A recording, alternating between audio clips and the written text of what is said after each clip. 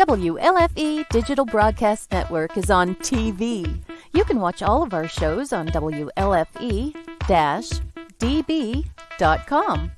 Check out our channels: Paranormal View for all of your paranormal type shows, LGBTQ Friends for all of our LGBTQ shows, Variety Unlimited for all other shows. It runs 24/7 right on WLFE-DB.com. You'll even catch the lives, all in one place. Never miss an episode, past or future. WLFE-DB.com, where our shows are your shows. Search for your favorite shows like Where's My Sage, Inside the Drag Closet, Across the Pond, Everything Yet Nothing, Paratalk Radio, Step into the Paranormal, The Creepy Parlor, Just Cindy, and more. Now you won't miss an episode. Remember, follow Facebook Live and YouTube Live. Make sure you subscribe and follow your favorite WLFE-DB radio shows. You can find our shows where you listen to your favorite podcasts, like Spotify, Amazon Music, iHeartRadio, and more. WLFE-DB Radio is looking for podcasts to join our family. You don't have to fit any strict genre. We're a plethora of shows. If you're looking to jump on a growing network, then contact us at WLFEDBradio@gmail.com. Wow, Amazon Music just got a whole lot better. Your favorite shows from WLFE-DB Radio can now be found there. Yes, we are on Amazon Music, found under podcasts. Download the app, find podcasts, and search all of your favorite shows. Shows like Where's My Sage, Across the Pond, Everything Yet Nothing, Skeptical Help Bar, The Creepy Parlor, Just Cindy, and much more. Now you don't have to miss an episode ever. Amazon Music is WLFE-DB Radiofied.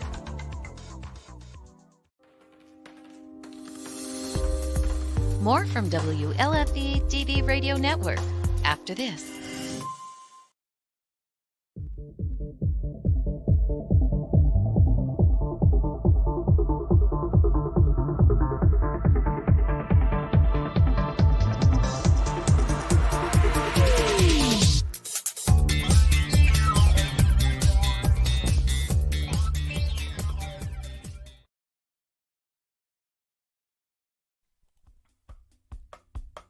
Welcome to Rainbow Soul, part of the WLFE-DB network, an explorative discussion about spirituality beyond mainstream religions.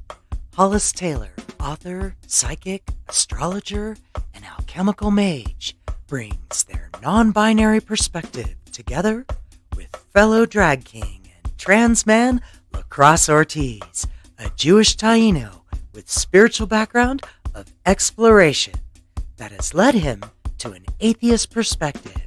Join these guys as they explore deep and difficult topics, all related to spirituality, offering a queer perspective and exploration of interesting topics and engaging guests to help explore conversations for the Rainbow Soul.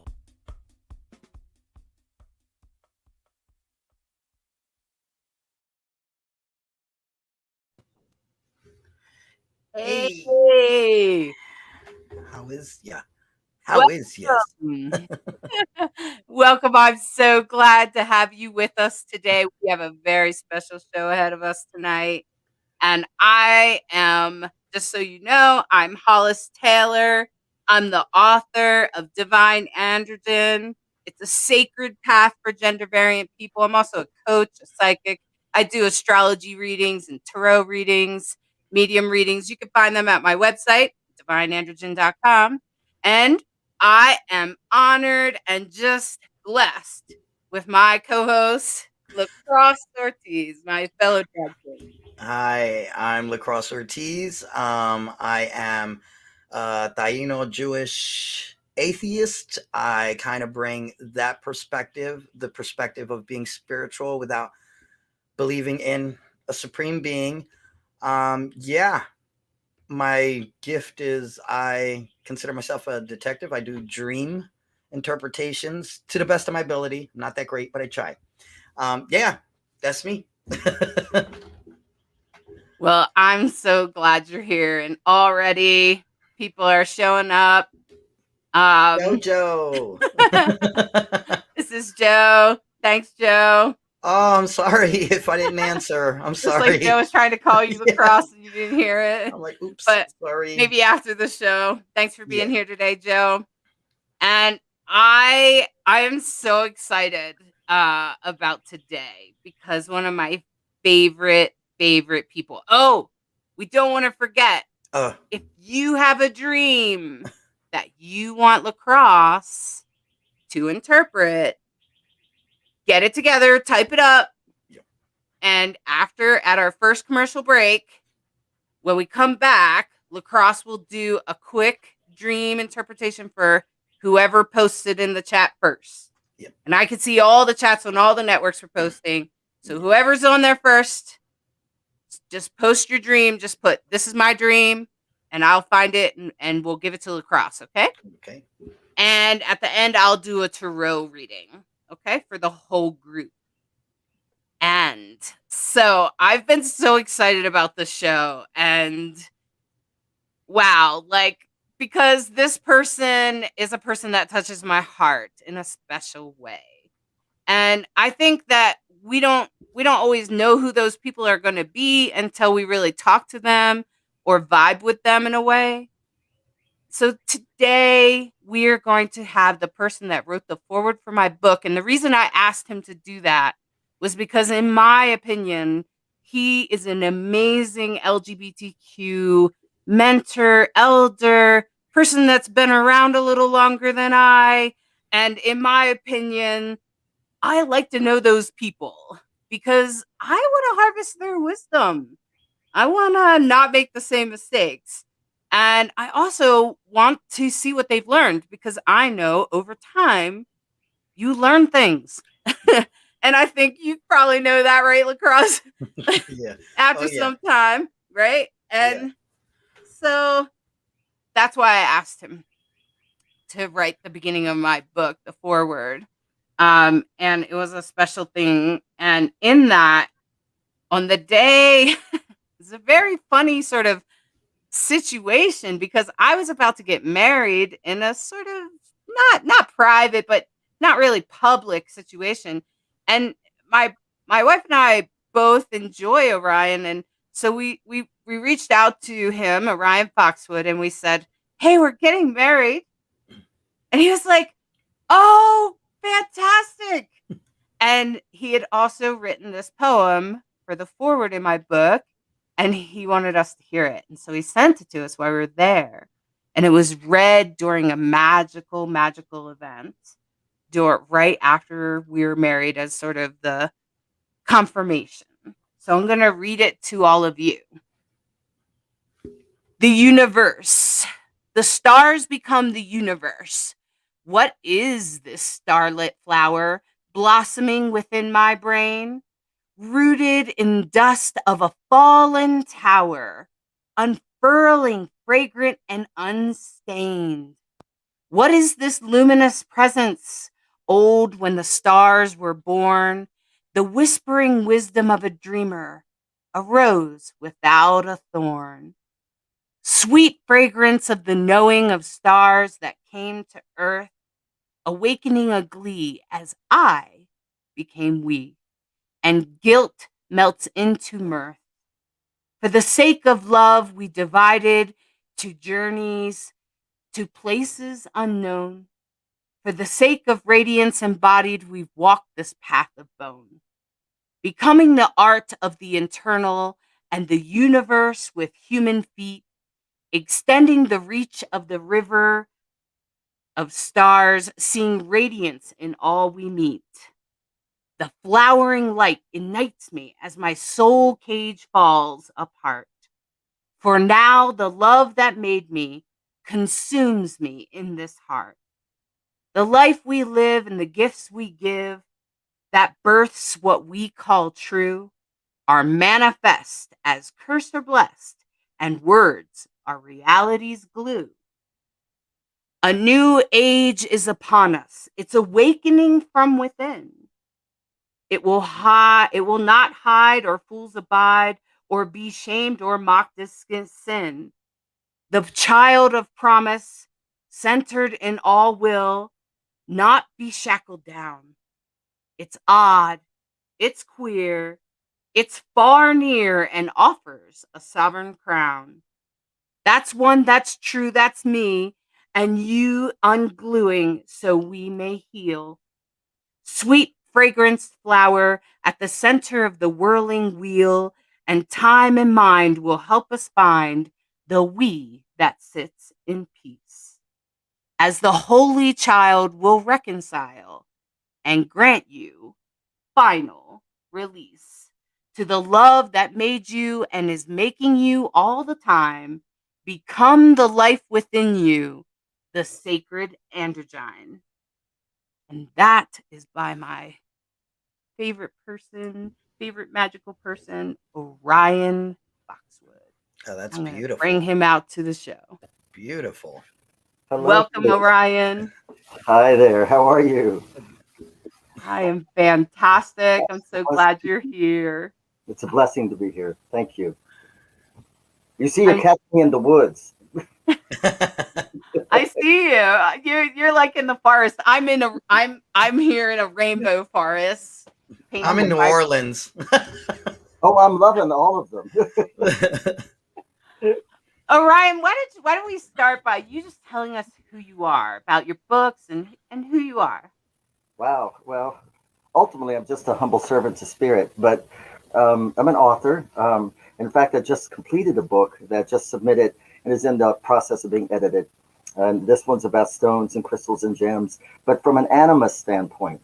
People are used to talking about the mineral world as things, as tools. Well, I'm talking about them as the oldest living beings on the planet. And so, and it gave a good bit of compelling mythical as well as scientific information. I think at least will jar people's paradigm a little bit, make them think of life a little bit more expanded, So I'm an author, and most of my books are on traditional witchcraft, Southern root work, which I grew up around, which is an amalgam, a syncretic practice that was brought in primarily through the African slave trade, but then merged in the area where I was born with Appalachian folk tradition coming down out of the mountains, because I'm an Appalachian boy. And so I wrote a book on conjure, and then the fairy seership tradition, which is what I write the most about. And that's probably, I love them all, but that one's particularly dear to my heart because it's a co-creative Bronze Age practice. It's about being right with the original ancestors, which are the stellar pulses in the land. And right now we're teetering on the edge of an ecological disaster, with an extinction event that's already begun, and it's caused by the hands of man. So if we're going to turn this around, we've got to wake up. And all of you are a part of that. We'll talk some about that. The queerness, in my view, is one of the most crucial parts of breaking free from this soul cage, from this illusion of isolation that drives some of the worst decisions humanity has made. And once that's healed, we can become the conscious co-creators with this planet we were born to be. That's a little bit. I'm digesting. I'm like, whoa, that's deep.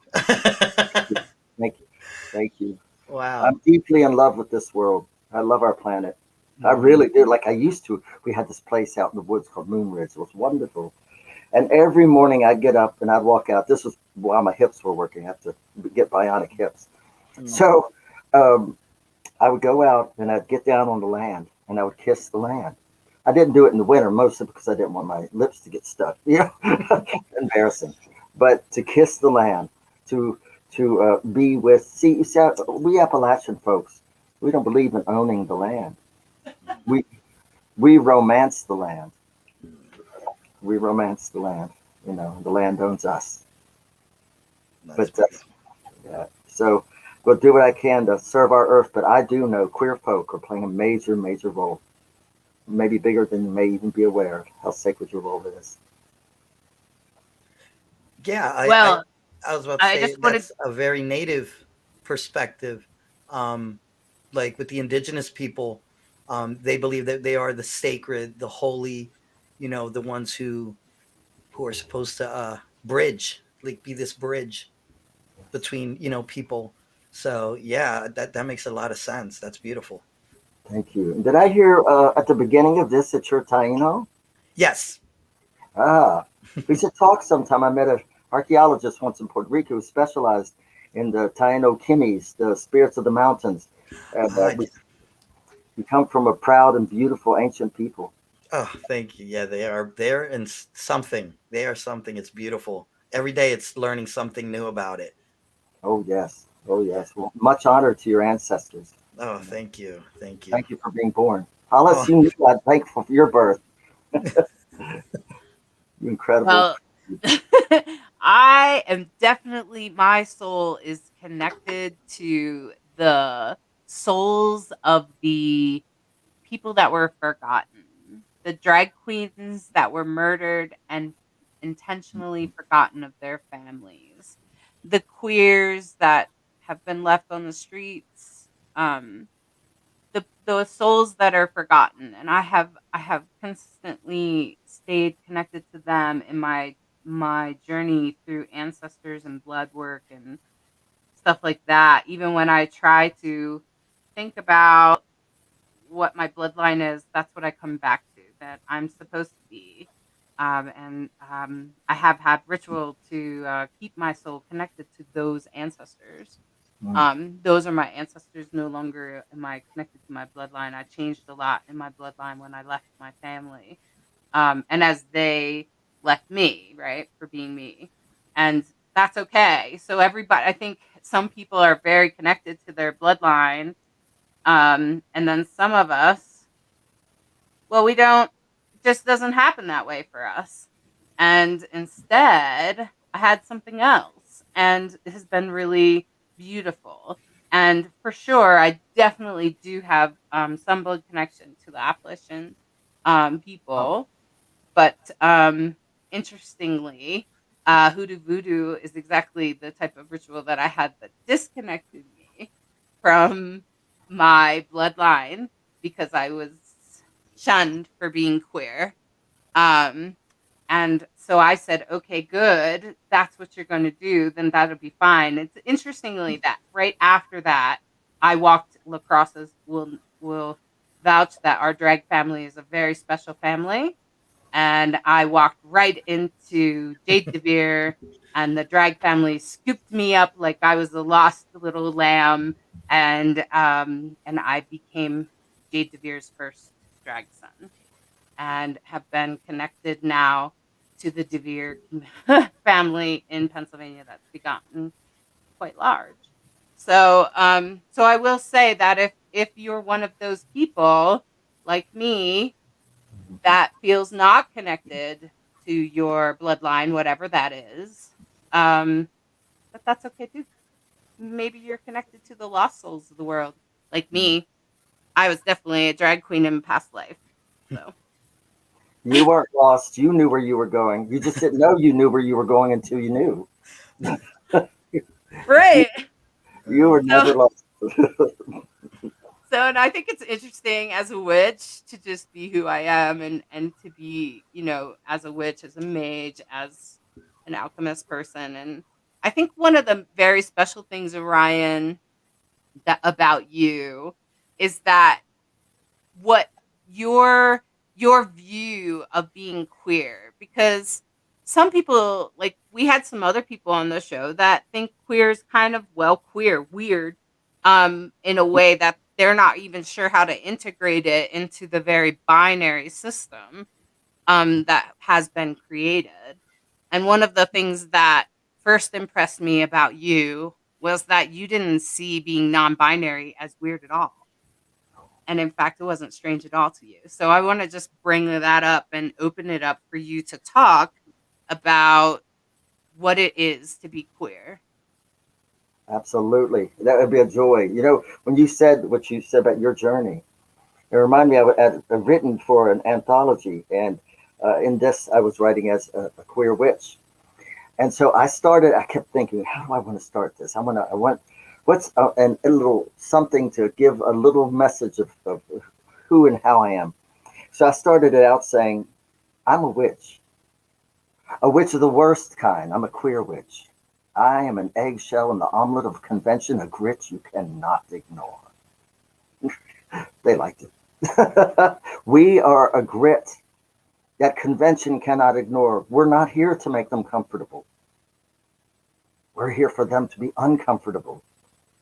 Once I was at this workshop out in Santa Cruz with a beloved friend, Sophia, one of the finest high priestesses I've ever met. She tickles me because, she's beautiful. She has these little dimples and this tinkly voice like bells. And she's brilliant. And, that's not supposed to be in this culture. You can't be beautiful and brilliant at the same time because you're dangerous, right? It's so she was dangerous and I just loved her. She's very powerful, very smart. So she walks in, she sits down. This workshop was on the role of the high priestess. She sits down, and this is for you, Sophia. She sits down and she's got the dimples and the curls, and she smiles with this really sweet. So I knew what she was doing. She was setting them all up. She said, "Hi, my name is Lady Sophia Carafia, and I'm a high priestess of the craft. And my job," and then she smiles, "is to make you uncomfortable." And she just leaned down and looked. She said, because it is not in the comfort zone where that egg is shattered, where we bust out of the girdling on our soul, right? It is not a comfortable thing. Being born is messy. Dying is messy. And being reborn is a bit messy. You were not born. Well, I'm going to share this. One day, I was coming back on a plane. I was on the road for a good 15 years solid on book tours and just the lecture tours. I'm only home now because of this quarantine and have to get an operation done. But it's been good. It's good being home. So I was sitting on the plane, and I love being on planes because you're sitting in the body of Mercury, the god Mercury. You're in its body. So you're in motion. You're in the actual motion. So if you allow yourself to be suspended and in that motion of intelligence, all kinds of thoughts will come to you. Clear, new, renewed thoughts. So I went into myself, and I was there, and the dancing floor of my soul was where I met with my inner contact and spirit wife, Bree. And on the way out, she said, she goes, "My love, remember what I'm about to say, and I'll share this with you. You were born to paint the truth of your spirit onto the canvas of form, not to be trapped in another's painting. You were born to become the life that sits inside you. Something inside of all of us was so potent in the mind and the nature of that which sourced us, that the excitement of your being pulsed you all the way from the invisible to the visible. And here you are, born at a time when we stand at a threshold of either becoming something great or being extincted. And I think we'll become something great. And I think this will happen because of people like us.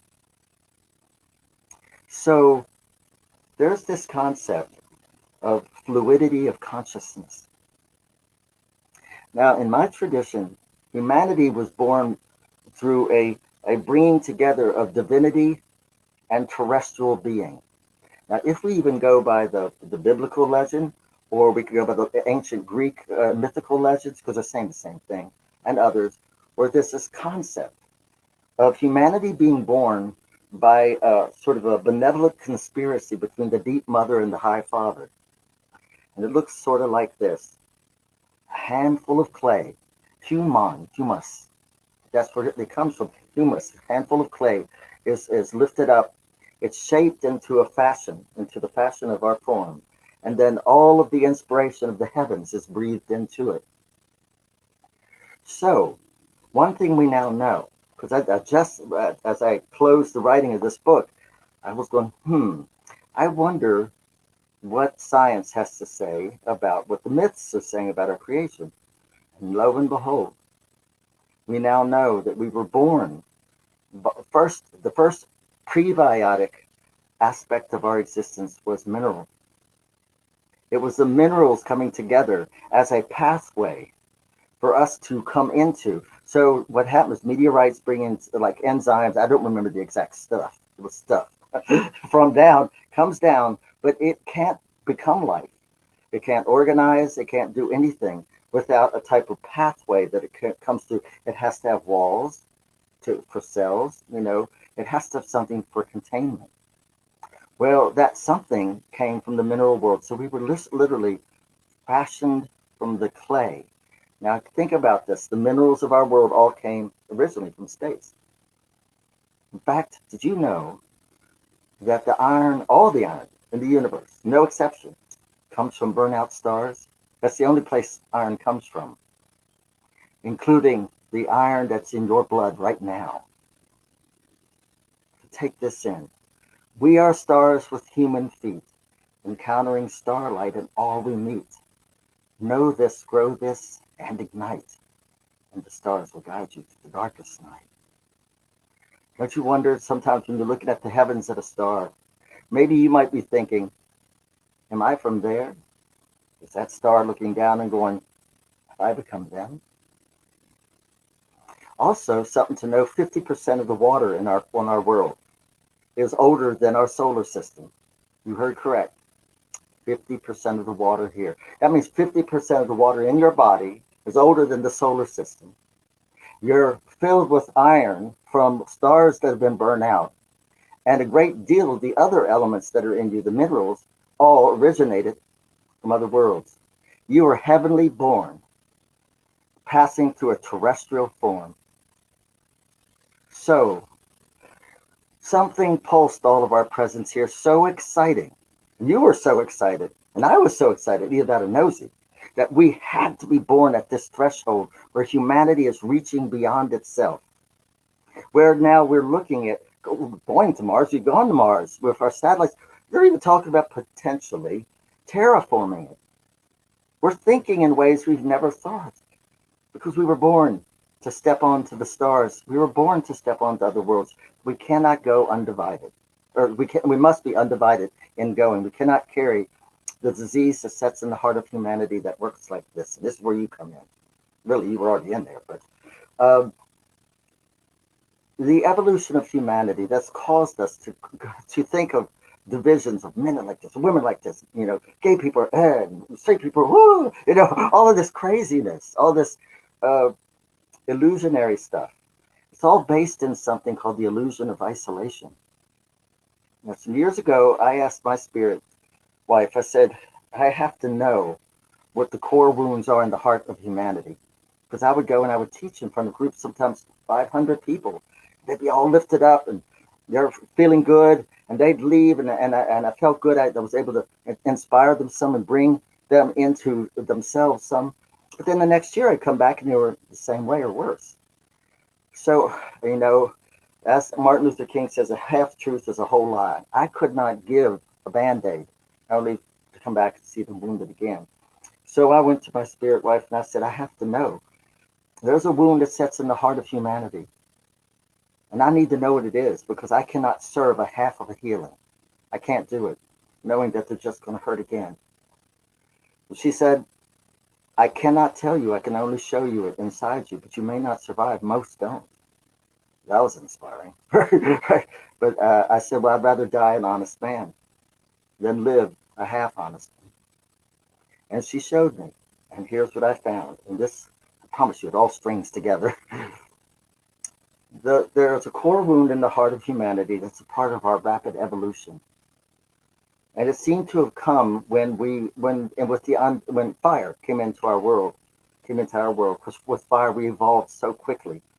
And our nervous system evolved so quickly, we became enamored by it. And next thing you know, all of our focus was human. We were humanocentric. We saw and felt ourselves drift away from the rhythms of the greater life that we were a part of. So from that comes the illusion of isolation. And in the illusion of isolation is abandonment pain. And that abandonment shows up as fear, fury, and shame. Now we see the concept of the abandonment pain showing up in things like the exile from Eden and these sort of banishment mythos that are connected to simply being human and exercising the curiosity that one who has free will would do.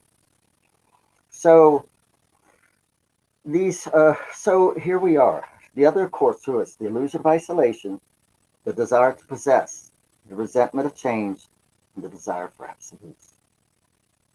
You know, and out of the desire for absolutes, we see fundamentalism of any type. And fundamentalism is nothing more than fear of being wrong. A terror that if I don't get this right, I'll never get back into the garden. I'll never be one with the Creator. Well, I'm here to tell you, the Creator doesn't unlove us. It doesn't. It's not capable of it. That's like my hand cussing out my finger and sending it to hell. Now, that would really work well for the hand and the finger, wouldn't it? When I've spoken to the source, it said, there is no part of me I do not love. So, to get to where we need to be as a species, to blossom the way we're supposed to, and to become the destiny that sits within us, we were born to become conscious creators. But we can't become that if we're divided within and divided without. You know? So there are set points in human consciousness that are arbitrary, that are placed there, like the men act like this, women act like, who said so? We know that changes by culture. You know, watch the animals. You know, these things are fluid. And see, if we're to become that conscious creator, that actualized divine presence, they got to go. Because we're force-fitting ourselves and retrofitting ourselves into shapes that don't fit our soul. You and I were born to become the life that sits within us. All the way up to 7 years old, we knew what that was. We knew why we came. Now, we didn't know the way an adult knows, like the concrete, I was born to be a policeman. I was born to be a witch. Well, I did know that, but I really knew that early. But think about what you were doing. Mostly up to the age of 7, because about 7 is when the serious retrofitting starts to happen. And our families don't mean to retrofit us. They mean to give us the rules by which to live, that they understand these are how to live and how to be safe, and they can only give what's inside of them, and they can only give what was given to them. You know, so the wounds that we've incurred have passed down through generations of retrofitting. And if we're queer, which I'm thinking we are, then we're not the only one. We're not the only one in our blood. If we're magical, we're not the only one. Just to become magical is a genetic thing, according to the older faiths. It's a genetic predisposition. You were born not to be retrofit. You were one of the brave souls that decided, oh no, I know what's going off on the cooking timer of humanity. I know that the ancestors are calling us now, and they've been shaking this tree since about the mid-1800s, when it was obvious we were drifting into a post-industrial society that was going to be highly technically evolved, but would weaken in its connectedness and its sense of other living things because it would become too specialized. So now we are at that place where there's what I call set points. This must be like this. This must be like this. Well, those at the risk of being vulgar, those masturbations must go. They must go because they're false. Somewhere in your soul, in your immortal spirit, you took on the courage to not be retrofit. You came to become the fabulous flower that you're becoming. And in doing so, your presence gives permission to everyone else in the soul cage to find the inspiration and the luck to become. Or not luck, the inspiration and the strength to become. It takes, which I think it's RuPaul who said, RuPaul, another face of the goddess. RuPaul said, we are all art waiting to happen. Absolutely. And I think that is drag, in my opinion. That's our art. It comes through. And I was just thinking what Orion was saying. What was I doing about by the age of 7 or 8? When I was 8, I had a huge trauma. But right before that, my mom was pregnant with my sister, my little baby sister. And I felt bad because I was a very compassionate person a lot of the times if someone was sick. I'm a caretaker naturally. And so I wanted to help her feel better. So I put Stevie Wonder on the radio and brought it in and lip synced. I just called to say I love you. It was my first drag performance. I didn't know it was called drag. I was just being a loving, compassionate child. I knew my mom liked Stevie Wonder and so did I. So it was easy to be like, check it out. So just saying that and I love that you say that we're like a reflection or like we are the universe because when I think about like astrology and how our astrology charts click for us and help us know where our destiny is. That's like that's the magic tools that you can use. And you were just saying, Ryan, that iron is in all of us, right? It's dead stars or fallen stars or complete stars, maybe. Um, and so I wonder, like, what that means because right now I'm finding out that the reason I've been sick all these years, Orion, I've been struggling with my health, is for I've been iron deficient. And so my body's not holding enough oxygen, and I'm walking around oxygen deficient. And so Yeah. so isn't that interesting that you said that? I was like, "Oh my." So Isn't You that need so something? you need more of the stars. Yes, yes. Either that or there's so much a star inside that, Right. you Yeah. know, that you may have to circulate certain amounts of energy through you, you know. Um, and this you may not have been walking this world many times, Hmm. you know. I have started changing my diet right away, and I have started feeling better. So I'm grateful, and it's interesting, Orion, that you're saying that because right now we're going through what we would call an eclipse season, and I found this out right at the beginning of the eclipse season, and we're still in the eclipse season, and here you are delivering that message to me, and I think they're related. Oh, I So yeah, thanks, and and that there you get go, you just a delivered. small iron meteorite and carry that on you too, and see how that helps you. There we I'm go. See. sitting here with one in my hand. Well, this one's more of a nickel meteorite. This one is older than our solar system. This is Hmm. from the very beginnings of our galaxy. Isn't this Wow. beautiful? It has a little Wow. indent on it, so that Ah, and I have Wow. because it's called a boulon. A boulon is a bowl stone with a bowl shape in the Celtic fairy tradition. It's used to make offerings to the fairy people. Since I found one that's meteoric, I still can't believe I found that. And they are actually of stellar descent. A lot of people don't know that the fair folk, the fairy beings, are actually the stars within the land.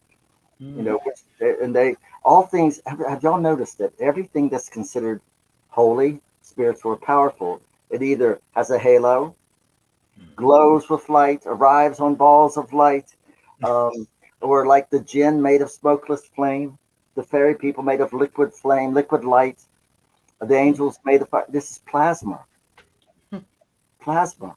They're made of original stellar being, and they're a part of the stellar life of our land. They're the original ancestors, you know. And so this is to honor their heritage. So I can offer honey to them in this bowl made of meteoric matter as an honoring of their stellar lineage. You know. Well, I want to say real quick that this Talisha, I think your name is, it says that they were really resonating with what you were saying, Oh, bless. and and looks like Yve also said their spouse is familiar with you, Orion. They've been to your workshops before, and Oh, now there's Yve's spouse has just commented that we were not from here, but we were left here, and that is why Hmm. we feel disconnected. you How about know, that? who said that? Yave? Is that how you say the beautiful I name? I think so, It's Yve. Are we pretty. saying it right, Yve? Maybe in the chat you can let us know. It'll take a minute, but I'm pretty sure their name is Yve Brown. Hmm. Very pretty name. So I found as I started looking into this illusion of isolation that it does come from several places. The primary was the rapid evolution of our nervous system when we over specialized quickly. See, with fire, we suddenly could And now, first of all, you got to think about this. There's these hominids, right? Basically, advanced monkeys, and they're wanting this fire. Now, y'all, you've got to think about how brave they were, and we're all descendants from them, right? So, what was it that told them they had to have that fire? As they're watching their own people and others being killed by it when they touch it, but they had to have this fire. Something inside of them. Some say the fair folk whispered in their ear, or in the Middle East, they say the jinn whispered in their ear, "Take it. This is the fruit on the tree. Take it, and you will never be the same."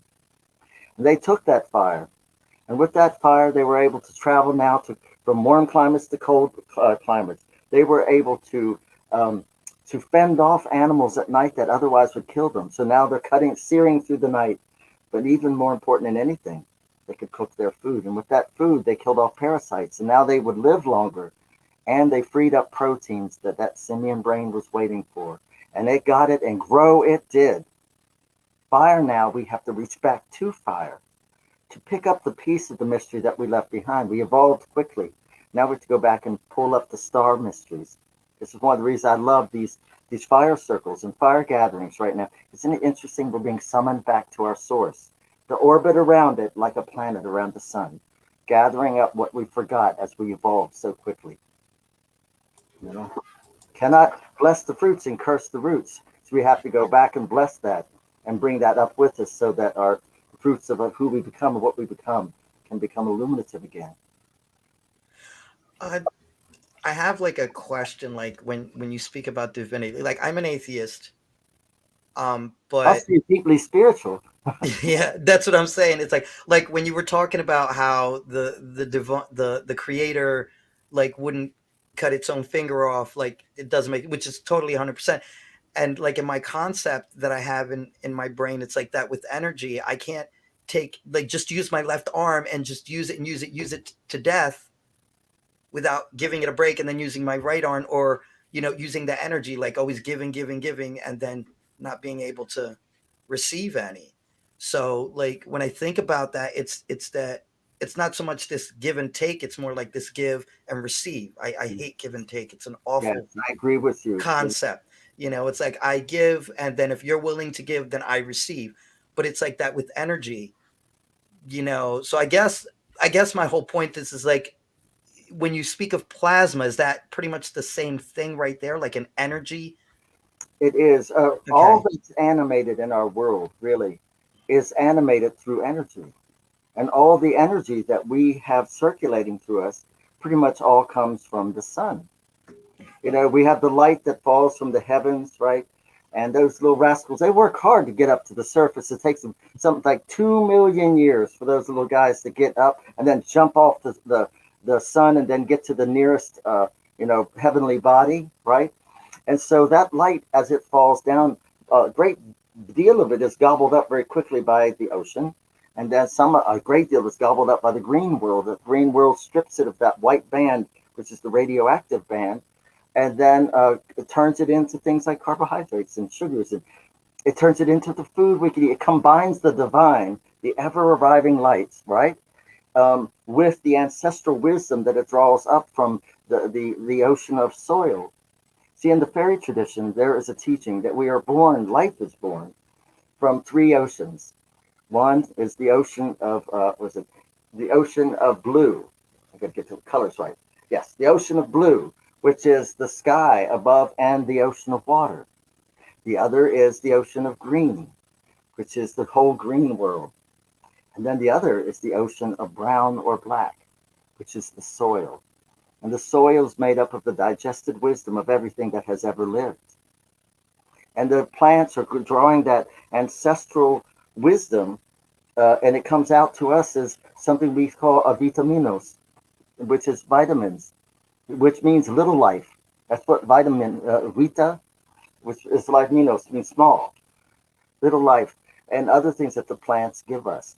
The plants are providing us the instructions on how to stay informed, given to us by the ancestors, which they eat, human and other. And then, of course, the animation is constantly arriving. So there were energy. What's funny is one time I was speaking again with Bree, and Bree came to me and she says, "Beloved," I love it when she calls me beloved.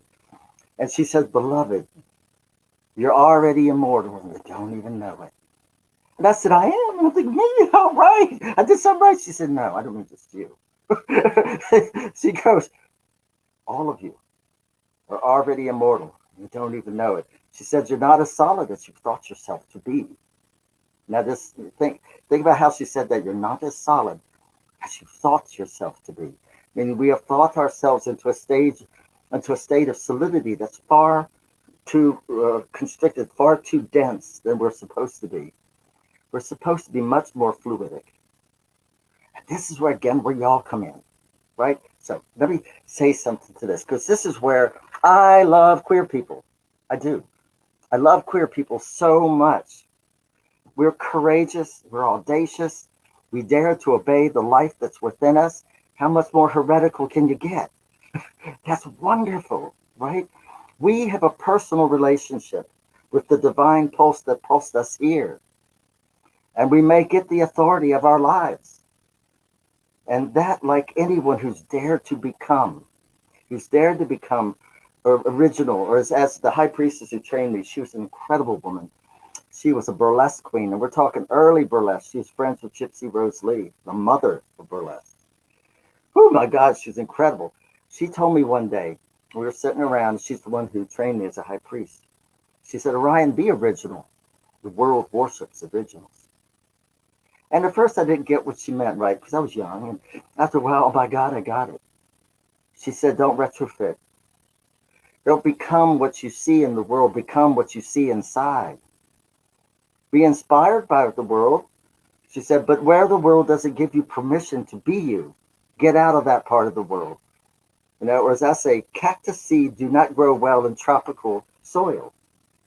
You know, find the soil. And all of us did. We migrated to those places, to those persons that would give us the sacred permission to become who we knew we were here to become. You know, obeying a pulse inside of us. What we ultimately want, we're not doing this just for us. That's the thing to understand. This is not just for us. This is to give the world the permission to shatter its soul cage. You see, the planet is releasing now a new pulse, and that pulse has to do with the resolution of opposites, the resolution of conflict. The executive order from the heart of the world is one of harmony. Is one because the world itself is changing. We're watching, if y'all notice, ancient things we thought were long extinct are suddenly arriving again. And we're in the middle of an epidemic right now with COVID. And COVID has come to kind of spank our butts and teach us a lesson.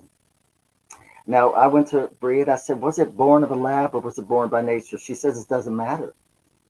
She said it has the blessing of Mother Fate upon it. Which whenever she says that, I get it. It means this is right. It may be painful, but this is right. Now, what it's done is it made us all go home and sit and percolate. And made us all become seeds again and go inside and see what vision is in there and bring it out. Now, there was a hidden blessing, and this fits into, again, us. Sorry, I tell things through stories. A lot of Appalachians, well, not all Appalachians do that, you know. So think about the two primary preventions for COVID, and you'll understand what I mean, okay? And I love it. I love the preventions. Every time I put my mask on, I look at it for a minute, and I speak to it. It's a different kind of grail. Right? So there is this something that all of us have to dip into. We all drink from the same air, from the same breath, right? Now, one of the lessons we've needed to get for a long time is we are all children of one mother, sister and brother, human and other. And Black Lives Matter in many ways was about that too. You know, if my Black brothers and sisters are over here hurting as far as I'm concerned, I am hurting. You know, that's the brown piece of me. That's, you know, and that's the red piece of me if it's happening to the native. And that's the, you know what I mean? You know, it was Michael Jackson said one of his songs, you're just another part of me. So we had to get to that point. Now, when you stayed home in the quarantine, that was to protect your breath, right? And to protect the breath of those you live with. Wearing the mask was to protect the breath of others from you. Now think about this. I just love this so much because the thing that connects all of us, one, we're all from the same mother, and we're all drinking, our breath is drinking of the same atmosphere. So by caring for my breath, I am caring for your breath. By caring for your breath, I am caring for my breath. How clever of Mother Fate to allow something to happen that would force us to protect the breath of being. And in protecting the breath of being, all the divisions go away. I want to share that with y'all. You who are fluid in your gender expression and your expression of selfhood, whether it's I, we, they, delicious. When I was writing the foreword to this divine being Hollis's book, this incredible being, I was constantly challenged on how to write from the metaphor that is her metaphors. And it was wonderful because it was forcing me into something called neuroplasticity. Now, there's a statement. I studied a good bit of neurophysiology because I used to teach the pharmacokinetics and pharmacodynamics of psychoactive substances to all the behavioral health professionals in the metropolitan region. Because I found it's equivalent of the Office of, it's called the Office of Special Populations. So it's the Office of Diversity, basically diversity and minority health for Washington, D.C. And I loved it. I love anything that forces me out of my box. Anything that forces me to see through the eyes of another. I become more human. I become more complete when I can see through your eyes. So none of us are replaceable. So we're at this time now where that fluidity has to happen. We're at a time that, creating divisions like them and me, whoever that is, right? Creates lines that don't exist. And when we act like those lines exist and the interconnection's not there, then we start to do crazy things like go to a stream and pee in it upstream, then wonder why downstream the water tastes bitter. To use a kind of a metaphor there, but it is like that, right? And so the web is shaking right now. And we have to find the mysteries, how to live in harmony and an interconnectedness. Now, I wrote this statement that came to me some years ago doing work on myself. Now, I used the word witch in it, but you could substitute it and put anyone's name in there. And this is what I was teaching my witches. And I said, there's only two things every witch must know. Don't tangle up your lines or contaminate your flow. And these things are important. The tangling up your lines is when we connect with folks who are binding us into a shape that's not who we are. And sometimes we sit with it and we sit with it and we get ill from it. And then one day, I bet this sounds like everybody here, reverent rage sets in. Because a volcano. One year I had to travel a bunch of places and they all had volcanoes. I was like, this is a theme I'm seeing here. And I went to Mount Kilauea, which is incredible, in Hawaii, which is the most active and most benevolent volcano on the planet. Notice what I said, most active and most benevolent, harms the least people. And then I traveled to Mount St. Helens and Mount Brown, Mount Hood. I was all over the place. And it was neat to feel these out. By the way, volcanoes are really big. I don't know what I thought they were. Oh my God. So I went to Brie and I said, why is the fate roads lining up for me to do this? I want to make sure I'm getting the lesson. She said, in Hawaii, where people live in relationship to the volcano, where they pay honor to it as a part of life and a shaper of life, there is this relationship with it. And because of that, she vents. She releases as she needs to, and she's building more islands all the time. But if there was the restrictive force that humanity can introduce to an environment that restricts things into whatever we believe, whatever we feel is there, and we do have a magical effect. If that were to happen to that volcano, it would be like Mount St. Helens. Mount St. Helens, where there are more people living close to it, would have been devastating because it blew the whole side of the mountain. So what I was being given was sort of a symbolic thing. What happens when we vent? What happens when we hold? Now, I bet you some of you vented and some of you held. Those of you who vented slowly and methodically became who you are, and maybe didn't kick up too much of a mess. You may have just gently moved away from home and gently just kind of let mom and dad know who you were and gently told them where to not place their opinions and, all kinds of ways that you were able to do it. Maybe, and that was good for you. And then there were others that were in environments where no, it was not going to allow them to gently anything. So they held it in. Some of you held it in until you blew up, until there was a volcanic eruption. And either you obliterated everything around you or you made room for you to become you. It's kind of like Wonder Woman. Remember the original Wonder Woman? Dun, dun, dun, dun, dun, dun, dun, and she would twirl. I love that vision of her. I love that. And that's what we've been doing. But this is what we've also got to, by our example, show the rest of the world.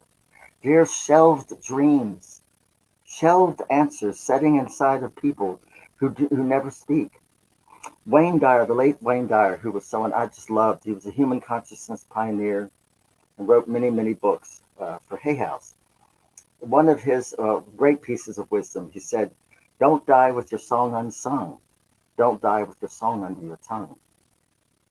You were born to become you. You're born at a time when there's so many people who've become everything but themselves. And there's so many people, if you spoke to them, and I speak to a lot of people who confide in me, their shelved dreams, their shelved loves. Well, right now, there's this new age coming. It's already begun. The age of Aquarius has begun, and those restrictions of the past will not be allowed. And if they don't let you grow, then there'll be blow-ups. I say the spiritual definition of crisis is spirit's way of prying our clutching fingers off of a shape that must die. And if they can't get us to grow by massaging it out, it'll grow by erupting it out and creating tower times. I'm so proud of everyone on here. I'm so proud of us all to dare to become. You may not think it makes a big deal to the greater world, but it does. And now we're standing at the trans revolution. And trans people are going to be a major harbinger of hope and transformation. Because it's the final, you see, anything connected to procreative life force is a touchy subject, right? Because it calls up survival, calls up all kinds of things, and then religious and other politics around it. The final thing, the piece de resistance, high voltage thing, we've started to blow up already the set points around sexual expression and attraction and romantic love. And now we're blowing up those metaphors and saying the metaphors fall on a range like a radio dial. They don't fall, here's a cage, here's a cage, here's a cage. Thank you, Hollis, for being one of those brave ones to do that, you pioneer. And now I want to say we're about to take a break, and this is the most exciting thing for me to talk about, which is where are we headed? Why are we here? Why are queer people here? And where are we headed? And so I want to talk about evolution. I love evolution, but we're about to take a break.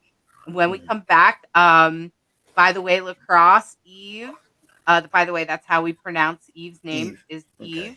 Okay. And so Eve's partner was Chris Brown, who's been in your classes. Oh, yes. Much love.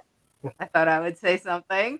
And so when we come back, Eve has a dream for you, Lacrosse. Okay, so I'll get writing. So all right, let's take a quick commercial break, and we'll be back, and we'll honor our connection to WLFE DB Radio.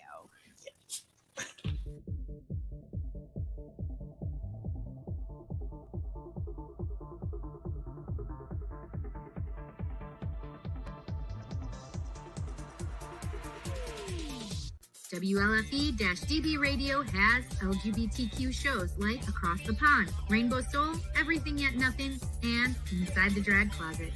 Check out the schedule on WLFE-DB.com. You can even watch them on TV at WLFE-DB.com under LGBTQ Friends, right off our website. Again, it's WLFE-DB.com for your LGBTQ shows and more.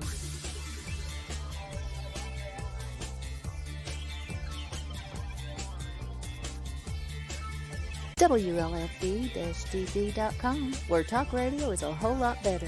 Our shows are your shows, and that there makes for a great talk radio.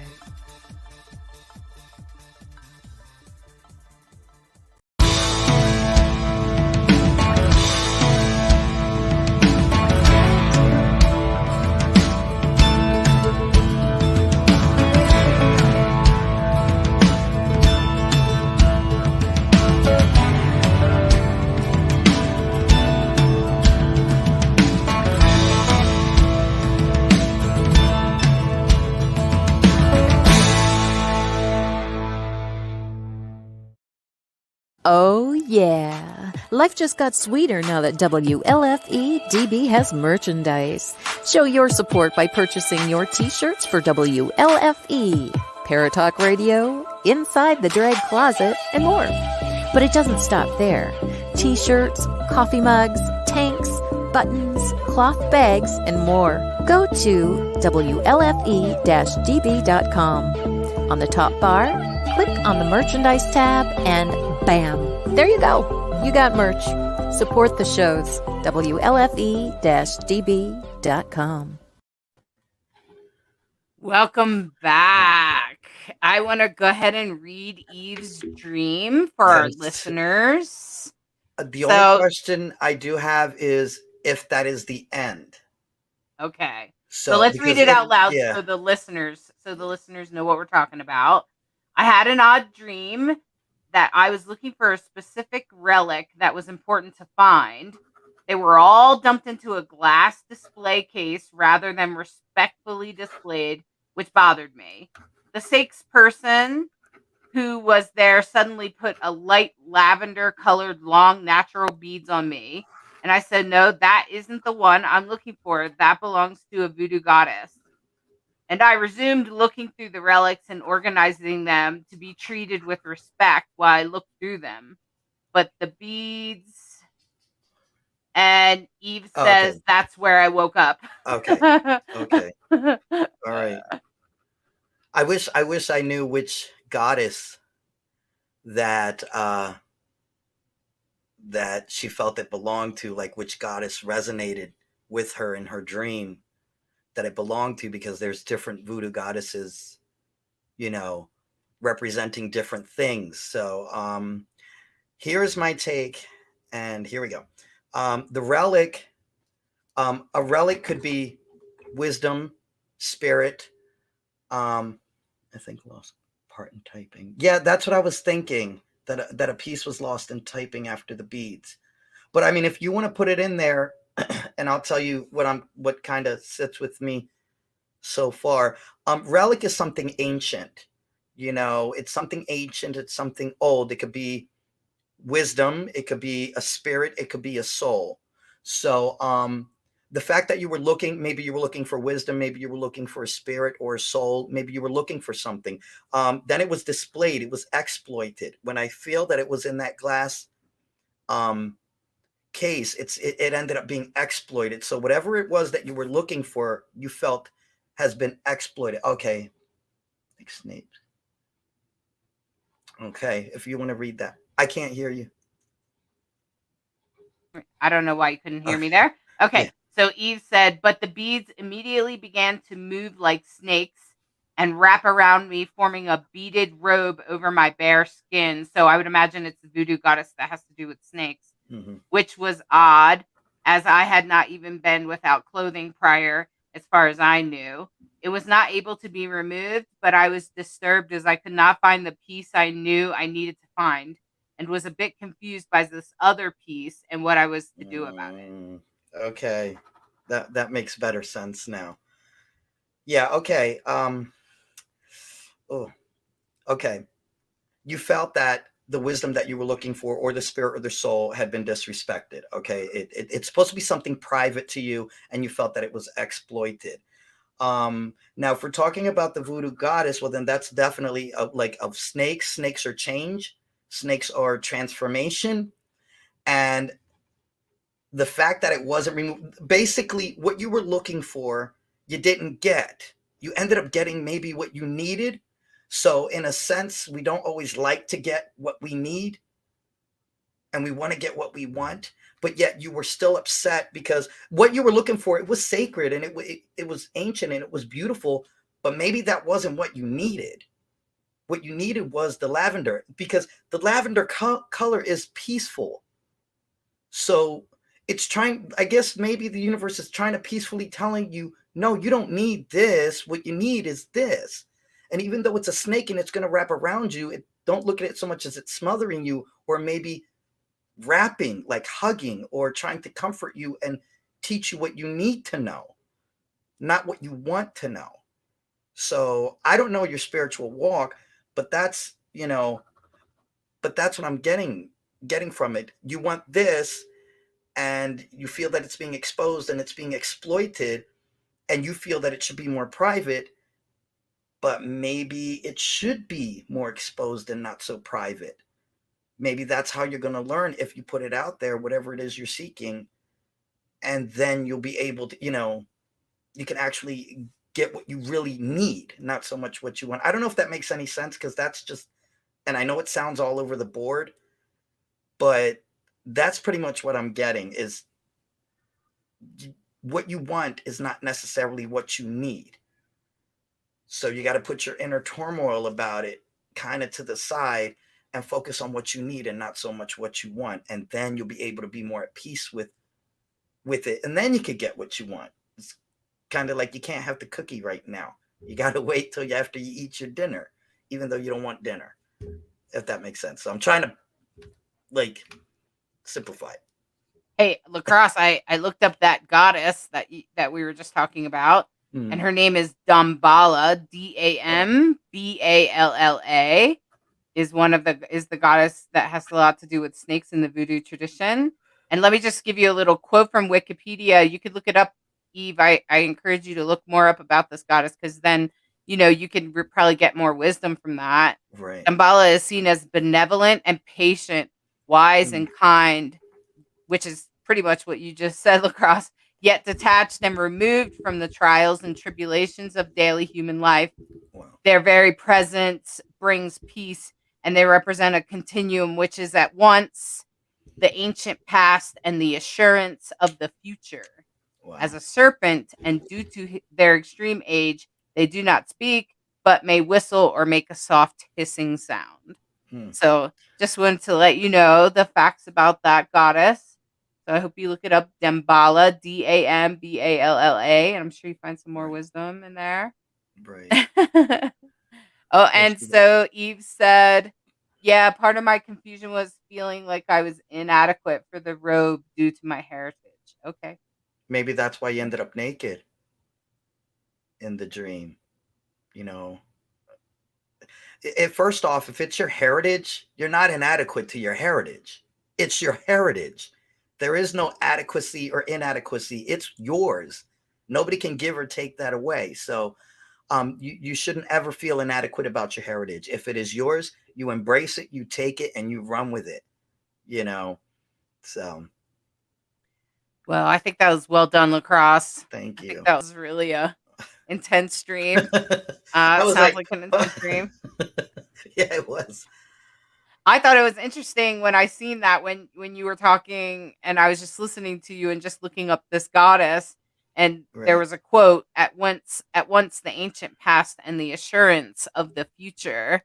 Right. And that brings us right back to our discussion about the future. And so I've been sort of not obsessed, but sort of like, yeah, but okay, so that's what happened, but where are we headed? And we are in a time of Aquarius. There's a lot of planets dancing in Aquarius right now. And what that means is that the foundation and things are changing. So I want to bring over, I am back out. And Orion, I'm gonna bring Orion Foxwood back out. Welcome back. Hey, Back. I was listening to what y'all said about just FYI to add to that Dambala. Dambala is the male one, believe it or not. Aido Wado is the feminine, and they together are Dambala Aido Wado. She's the rainbow serpent. Oh, Yeah, and he's Blanc Dani. He's the white serpent, and he's about purification and the highest truth. And she's, we look him up. Aido Wado, I think is, I'm not sure the spelling exactly. Blanc, yeah, Blanc Dani is one of the folk names for Dambala. And powerful. That was powerful. I was hoping y'all would mention Dambala, and then Ida Wado was just to let you know there's two parts to it, kind of like the Caduceus, you know. oh, I think she was mentioning about cultural appropriation because she said being I was white. Um, there is one thing I do want to mention. Our DNA, whether you believe in energy or you believe in bloodlines or whatever, but DNA is such a beautiful thing. You carry, like, some people believe in past lives. I literally believe I carry every single cell of every single person before me. You don't know what was back there. So you're white today, but you don't know how far back your DNA goes. You have thousands and thousands and thousands of years, and then you go back even further than that. You don't, I don't know that. I think as long as you go with a clear heart and a respectful manner, it's wear your robe. Like, I don't know. And appropriations is also about when we take from a culture without honoring that culture. And if we're not physically from that culture, then we go to someone or a teacher that is, right? And ask for their blessing, and if they will teach us. I don't think other cultures are saying go away and don't study for me. What they're saying is don't grab and take pieces of it. It's like pieces of people, and it's like the Frankenstein monster. We're taking a piece of his, piece of this, piece of this, and creating something that's not, that has a piece of life from all and a piece of death from all, because it's been taken away from its mother, right? Its mother, its holism. So I think appropriations is something to be definitely sensitive and aware of. And the way we deal with that is go to people then who are alive of that lineage, who are alive, and humbly and lovingly, and they'll teach you. They'll know your spirit is earnestly seeking. Just let them see that heart. That's all it'll take, and they'll know your sincerity. That's just a thought, because I've worked with so many voodoos over the years, and which I love them, and many African and Afro-Caribbean traditions. Because of my conjure background, because I'm one of those oddballs where my mother was birthed by a freed slave. A freed slave was the midwife to my mom. They were sharecroppers and living in an old slaves' quarters, a place called Hollingsworth Place outside of Winchester, Virginia.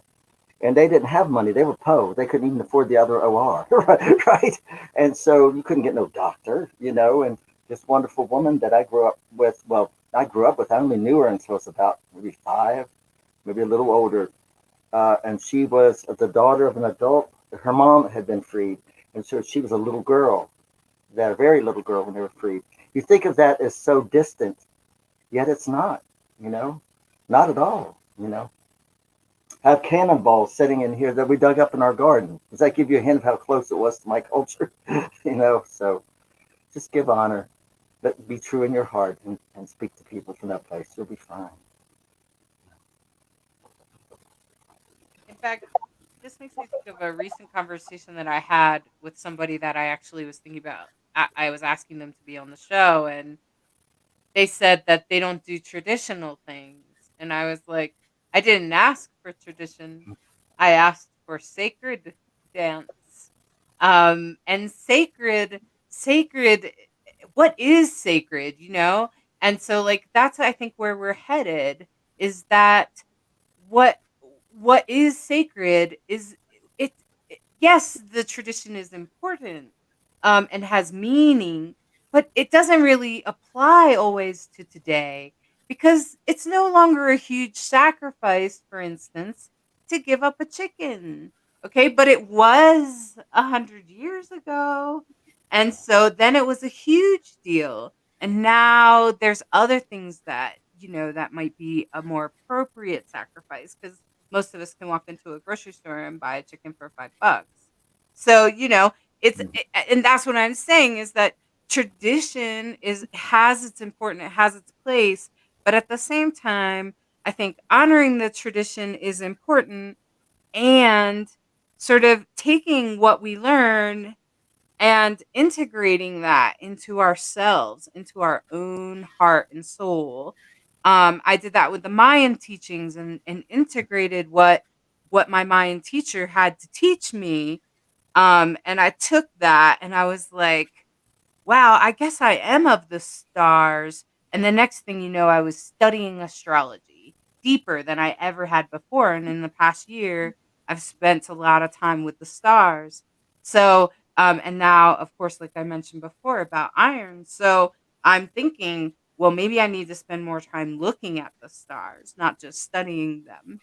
Because I'm a very intellectual person, right? So where are we going? And I think astrology itself is changing, because astrology has started to discover planets that we didn't know before, and we're trying to figure out how those apply to the systems. And people like Rick Levine are trying to figure out, okay, so how does that work? And that's where we're headed, is a new understanding of old traditions like astrology. And I bet there's a new understanding of voodoo and root work, and even the Appalachian Way, Orion, and even fairy seership. Oh, yes. We are emergent beings, ever arriving. This is only the first stanza of it, and forgive my voice, but I've been working on this song that I need to get to the rest of it. But it goes, excuse me. We are not points, we are streams, and nothing is as solid as it seems. It ain't done, it's all a dream. And then something comes after that. I don't know what yet. But the important thing is we are not points, we are streams. We're ever arriving. And once we understand that, once we truly get that, then we undam ourselves. We ungirdle ourselves. And in the ungirdling, mark my word, we are on our way to becoming self-regenerative androgynous beings. What we call mortality now is going to be something very different in the future. We're even pushing our own evolution. As we unfortunately cause damage to our environment, we've either got to learn how to repair what we damaged, or the environment will evolve. And what happens is more radiation will hit because of the ozone being broken down. We will have to we'll either become extinct or migrate somewhere else, or we will evolve to be a being that can live in greater states of light, which is where I believe the crystal movement came. What else do we know that looks more like solidified light?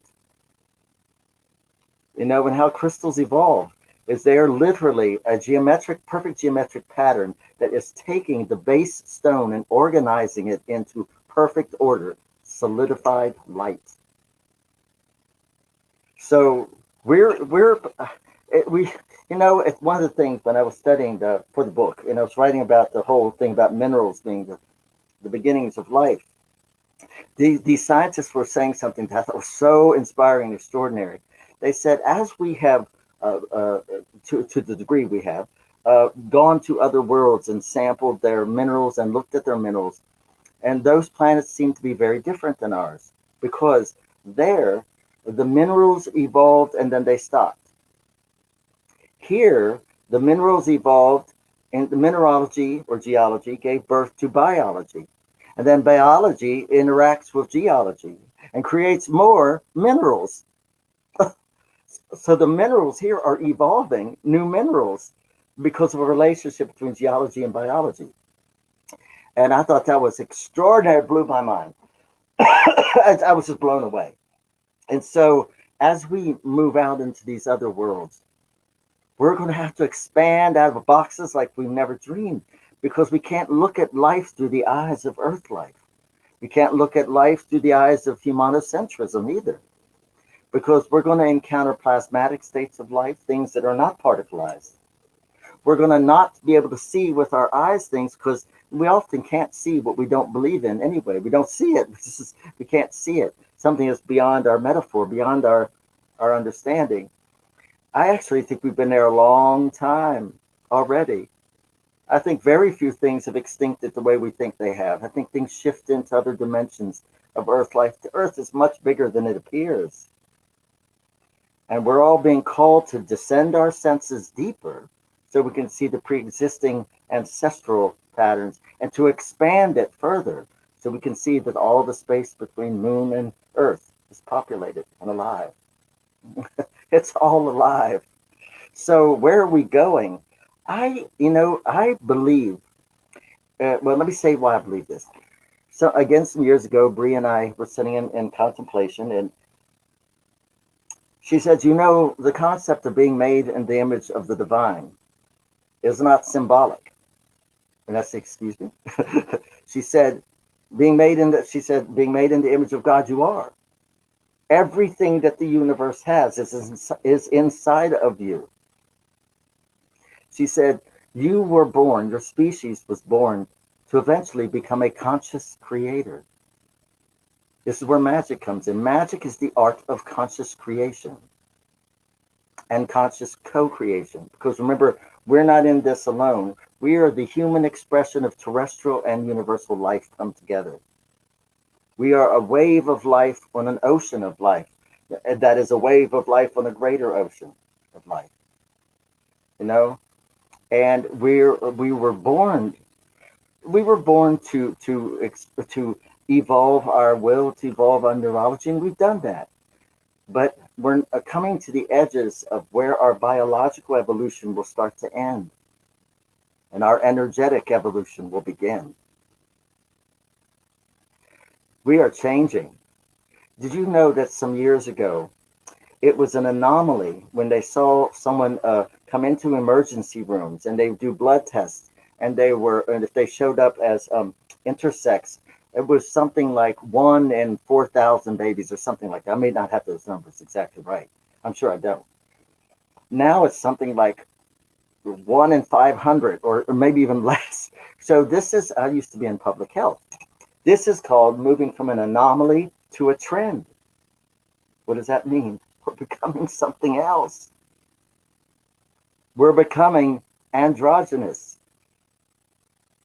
I mean, how else, when we evolve and we step onto other worlds, we're going to have to change what we need will change. How we're formed will change. God, I hope sex doesn't change too much. But we will be self-creative, most likely. Many legends say we were first androgynous. We were the divine Androgyne first. Some say the divine Androgyne, the Adama Eva, was immortal and became mortal when they were divided to learn love and come together, not to learn divisionism. Anything that brings us into a oneness is bringing us in the right direction. But that's why queerness was coming. See, it was oppressed for a while, the most ancient of things, being oppressed. Oh, you can't put the elder gods to sleep and think they will not arrive. They're at the base of who we all are. We were not only born to become ourselves, we were born to ignite an evolutionary current. And the becoming of self, falling on this radio dial of expressions, right? That's why I say that as you become yourself, as you have come into your queerness, one day it won't even be queerness anymore. I hate to break it to us. We won't be that special by then. Then we will be just, and that's happening. And to a degree, it's starting to happen. I love that my honey and I are called the Gabers. The Gabers, our neighbors all look at us and they love us, and we're getting a chance. My honey and I get a chance to express how men love each other. And we have so many straight brothers. We're like, well, here's a great story.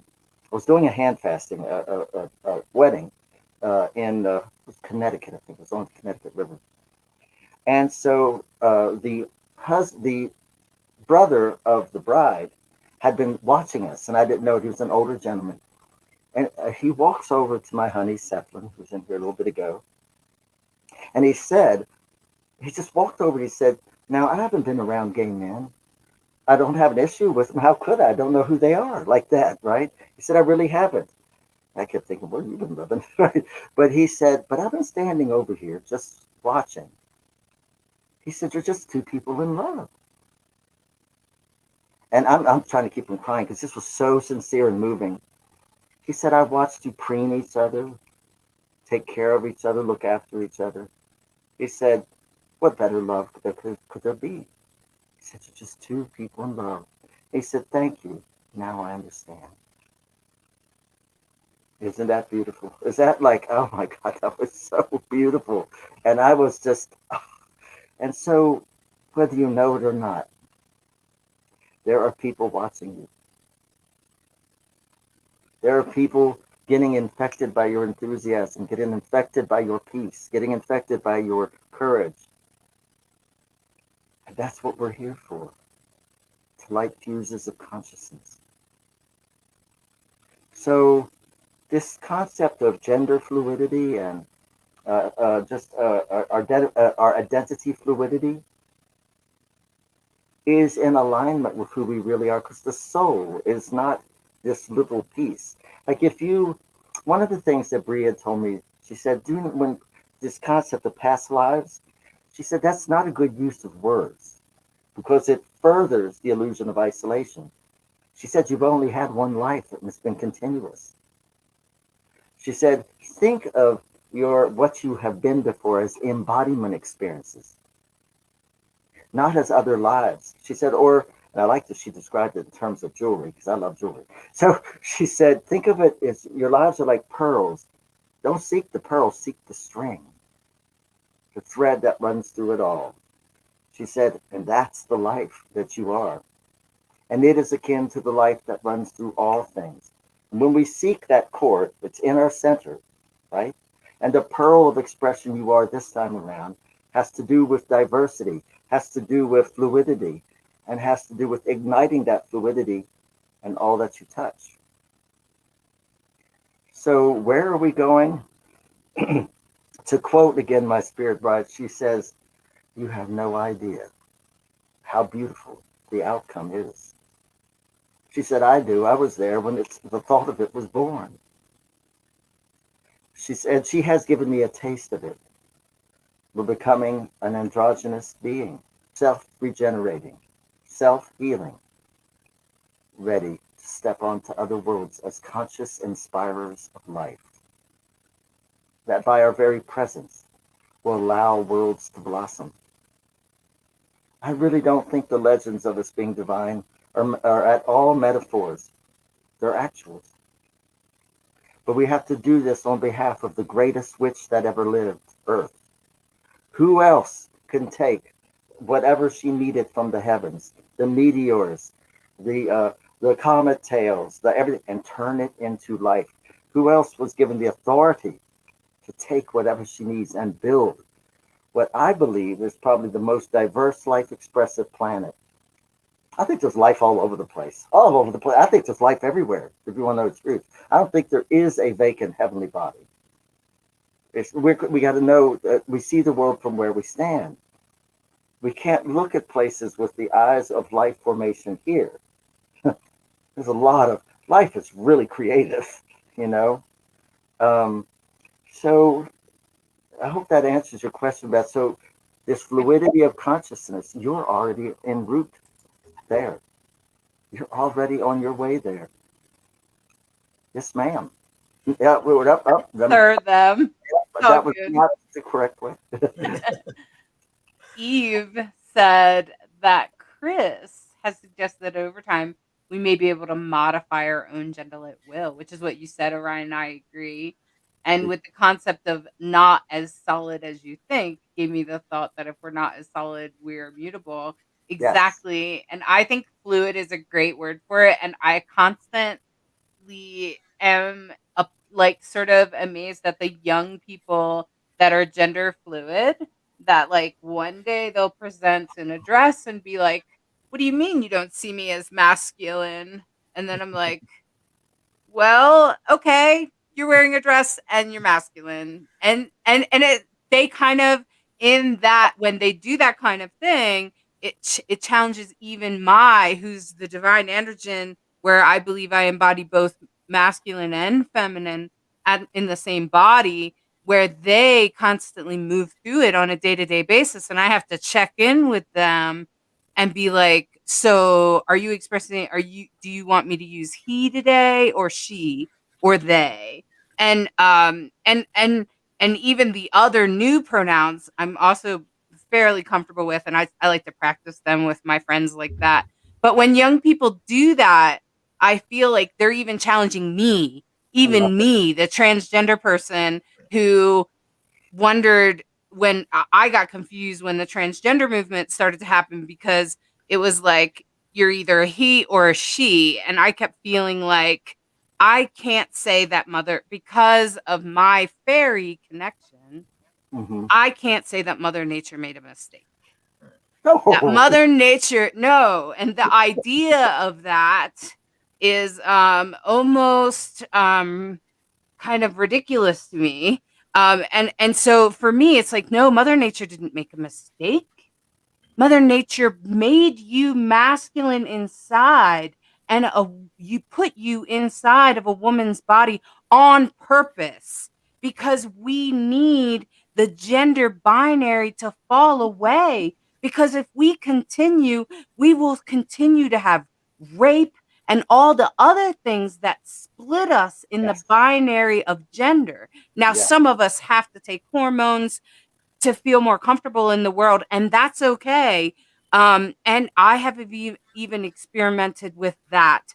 But I found that what has really put like confidence in my heart and soul is to know that I am significant as a they, and that I am here to tread the path for those younger behind me and prepare people to receive people that are so sensitive, that need you to use words like they, them, that need you to refer to them as gender variant, because they are so sensitive, amazing beings of light, and that's where the world is going.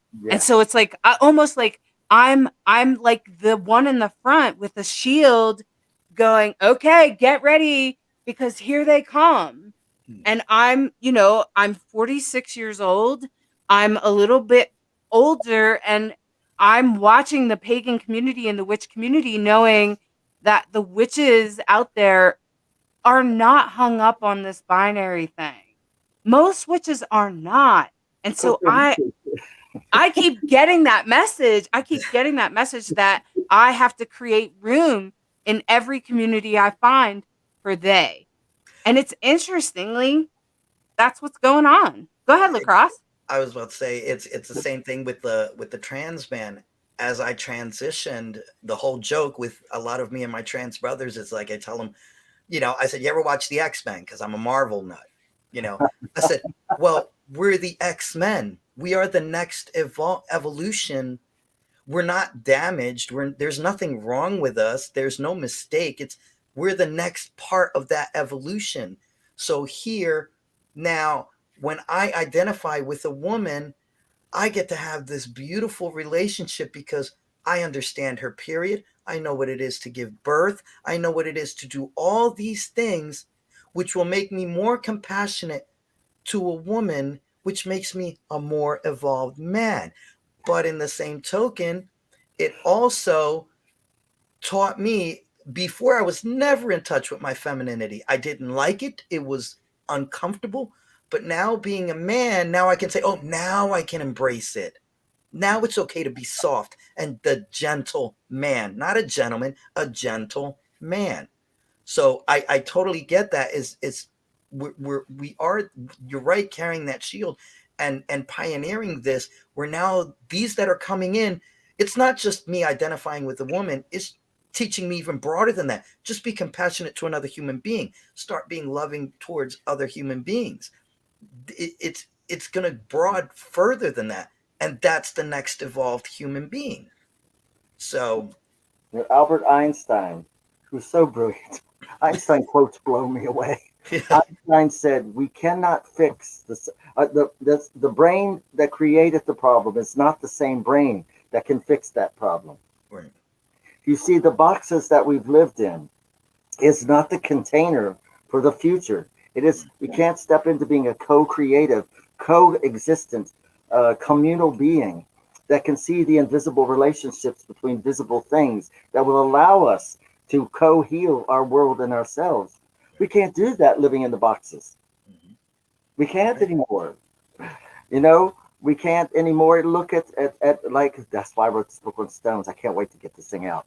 Because we can't look at anything as not alive and anything as not conscious anymore, because that's an illusion. Everything is. And once we get to that, well, I'm sure many of you have already experienced, when you blew up those set points to become queer, boundless creativity started coming in, because you blew up a lot of other set points. And then you'll find otherworldly beings speaking to you, and you will find other living things that in the past had not been able to speak to you. You know, in the ancient Basque tradition, when they would tell a fairy tale, right? Now, you know, like the Grimm's fairy tales, it's once upon a time, right? When the ancient Basque tradition, the Pyrenees in Spain, they started them with, this, ladies and gentlemen, happened at a time when all things could speak. Well, maybe as we evolve, finally we'll get to a place where we can say, this, ladies and gentlemen, is happening at a time when all things could hear and listen and speak. Or this is happening at a time when humanity can listen and hear. You're a part of cleaning out those ears. You really are. And it's something I want to speak a lot more on. You know, you're a part of the answer. And so when people come at me with issues around being a gay man, I say, honey, don't bring me your problems when I'm busy bringing you your solutions. And they laugh. A lot of them, they got to know me. I said, so it's not going to work with this one. And the thing is, don't do it to rebel. Do it to become. And then find the joy in that becoming and radiate it. It will give sacred permission to others to not die with their dreams still under their tongue, to not die with themselves still deep inside. This fluidity of consciousness is what also will allow us to think in ways that will be able to repair what we've broken. We'll be able to go to those other worlds without, we've never journeyed through space, we've journeyed the edges of it. That's why it costs so much. You know, we can't do fossil fuel and these things anymore. We have to think of energy a different way. That means getting out of those old boxes, those old, girdles that were really tight. And, you know, I don't know, some people look really good in them, but to get out of those, we got to throw away the old jeans. The butt has grown too big for them. We've grown too big for what we've been living. We can honor those roots. And then we need to move forward and expand our wings. You know? We have a song. How much time do we have, beloved? We have about 15 minutes. Because there is a song that we sing. Can I teach it? Go for it. Well, there's two of them. All right, I snuck them in, really. It was two, not one. Is that okay? Yeah. Sometime when you're just wanting to center yourself and remember the beauty of what you become, because it's so easy to have ourselves stretched and perforated, leaking, pulled in so many directions. There's a song that I wrote. I'll teach you the words, and maybe we can do it together. Although when we do, we might want to not. Well, they don't have to mute anything. I'm sorry, I'm just remembered I'm not on a Zoom thing. I was on the Zoom thing earlier. I'm still in Zoom consciousness. So it's a song that goes. The words go, in the name of the holy mystery, I call my power back to me. Power is the ability to affect change. Don't say that you don't want power. Of course you do. You don't want to take power. You want to have power, be power. Power is the ability to affect change. You are powerful. So it goes, in the name of the holy mystery, which is the oneness. I call my power back to me. And that's said 3 times. And I'll do the tune in a minute. And then it goes, in the name of the holy mystery, I call my soul back to me. That part of you that is connected to everything else that got put in and severed and squoze and all that into retrofitted boxes.